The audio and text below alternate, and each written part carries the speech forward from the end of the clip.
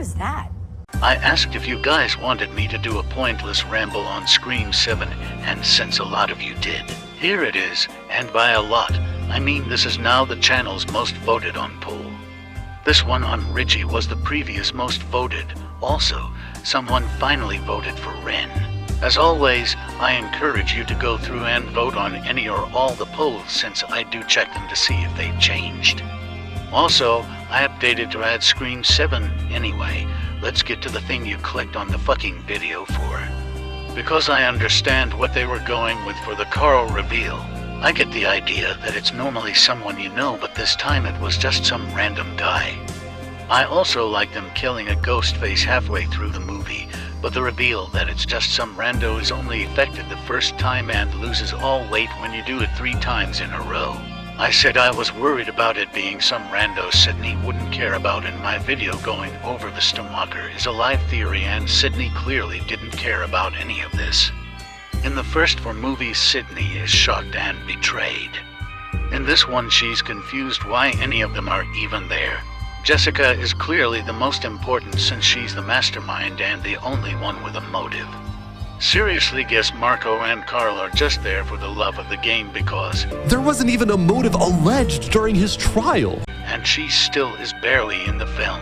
I can't believe the wiki still has the audacity to call Jason a fake and yet considers these chuckle fucks numbered Ghostface killers. Not only does he have more screen time, Jason is objectively a better character than all 3. I think Nancy is the best Ghostface to compare her to since she's also not in the film much, but there's a difference. My mom... Sid, I think you need to just deal with that and move on. I mean, when my mom left my dad, I accepted it. That's the way the cookie crumbles. Moms leave. Mrs. Voorhees was a terrific serial killer. Well, it just seems to me that if the killer is repeating what happened in Woodsboro, it's quite possible that the killer could be from Woodsboro. That's all. The film seeds the idea of Billy's mom in the audience through the whole film, and when the reveal happens, it's someone Sid knows. Despite a lack of screen time, there's still a connection. Her boyfriend, her boyfriend's mom, her brother who are castrated, everything. Her cousin and her neighbor, who I guess she's kind of friends with. Jessica has the type of importance an accomplice should have, not a mastermind. It was a nice surprise seeing Nancy again, although it's kind of weird seeing her over Billy or Jill. After all, it's the family ties that cut deepest. The AI was barely used in this film, probably because it was from an early script before Kevin became director, and he wanted to cut it entirely. I'm just gonna keep bitching and moaning all video, but there was stuff I liked in this. Like how every character actually has a scene to establish they exist. In Scream 6, Greg, the 3 shop guys, Paul 2.0 and Quinn's body double. That's not a list of characters, that's a bunch of numbers for a dead meat video. Scream 7 is better with the supporting cast because they actually exist in this film, unlike 6, which was a big issue with that film. This isn't Friday the 13th. Scream shouldn't have nameless cannon fodder. Jessica objectively did Sid a favor in this film. Every other movie leaves her traumatized, but this film improved her relationship with Tatum and got rid of the boyfriend she hated. Sydney faces no challenges in this movie. Every other film, even if a main character doesn't die, it still tries to maintain the illusion of danger, but this doesn't even bother. Gail never gets attacked, and despite how brutal these killers are shown to be, Chad and Mindy get stabbed once and pushed to the side to come back in a sequel. This entire film is just waiting to get Sydney in a room with Ghostface because the second she low diffs them. I am the danger. The only reason Carl died so fast is because he was the only one that wasn't scared to fight her. The man doesn't have a single line of dialogue outside of the voice changer, and he's ironically my favorite of the trio. It doesn't matter if you're a Stubeliever or a Studenier, nobody was happy with these killers. I've even heard Studeniers say they'd rather he was alive. That's how bad these killers are. They're uniting the fandom in their shittiness. Even if they didn't want to bring Stu back, they had other options. I mentioned in the Stu video how Tatum would have been a good twist. I even started to think they might. when she said she'd need a way around her dad, and he gets attacked by Ghostface next scene. She was also at the theater, but sadly no. They didn't have the balls to make Sydney's daughter Ghostface, even though it would have made more sense. Like, why are they even trying to make her think Stu's alive? They never give a reason, but if it was Tatum who's constantly asking about her mother's past, they could have done something with that.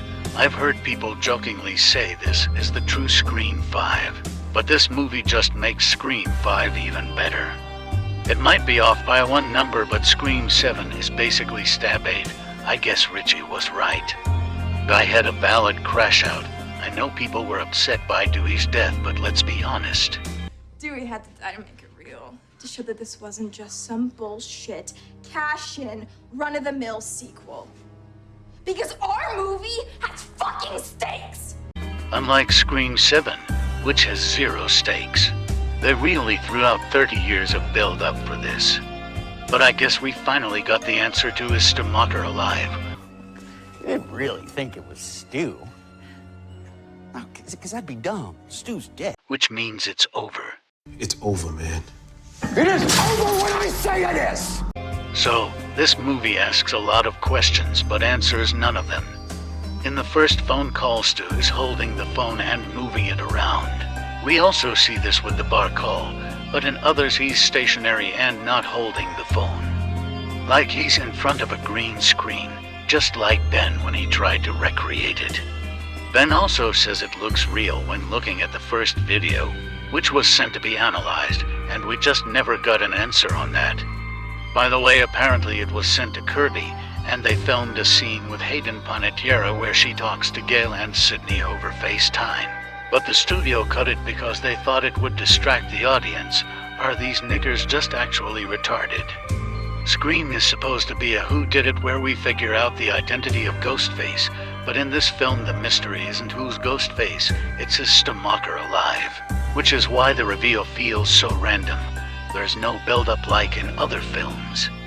They also straight up filmed Stu being alive, and the studio forced Kevin to reshoot it because a test audience got confused. Gun? I just want to talk to him. Dad, this is ridiculous! I just want to talk to him. I just want to talk to him. I just want to talk to him. It is not his fault. I just want to shoot him. I'm gonna slit your eyelids in half so you don't blink when I stab you in the face. According to the actor for Marco at the premiere of the film, he was surprised he was Ghostface, meaning before the reshoot Marco wasn't a killer. Presumably Ghostface in Kevin's version, where Carl and Stu, despite what Scream 6 said this isn't a franchise. The studio treats every film as a self-contained one-off because they think every film will be the last film. They're actually that done. Despite Scream 7 being the most disliked of the movies, it is now the highest grossing, and that is because of one man. We stand here amidst my achievement! Because I always want to be the guy. We all wanted that. Yeah. Listen, I think that they did a great job setting up that Stu is still alive. So I've already said, everyone's like, this is a good opportunity for Stu to come back. And I'm just going to keep campaigning that Stu is still alive. I'm campaigning for it. Hell yeah. Campaigning for it. They did nothing but add to the legacy that Stu is still alive. This is just a theory, right? How do we know it's true? We don't. But I choose to believe that it is. I mean, we literally see Mark die and resurrect in this film. By the way, why isn't he Mark Kincaid? I get that they couldn't get the actor back because going off Thanksgiving and Original Sin, he probably wanted to be Ghostface and they didn't want to take the story that way. But Mark Evans is literally a recast in everything but name. They used to make characters surviving believable, but they don't care anymore with Chad in 6 and Mark in 7. There's also Kirby, who was believed dead for a decade. It's fine when the heroes seemingly die and come back, but if it's a villain now, it's suddenly unrealistic. Stuff like this is why I always hate heroes. Every villain in any story is objectively the underdog because the story itself is against them. Apparently, they fired Kevin from the franchise he created and are going forward with a whole new team for 8. None of the problems in this film are Kevin's fault. Scream 8 should be directed and written by Kevin as the solo writer instead of by multiple people with conflicting visions. The more I learn about this movie, the more I dislike it because this had the potential to be the best Scream movie and became the worst.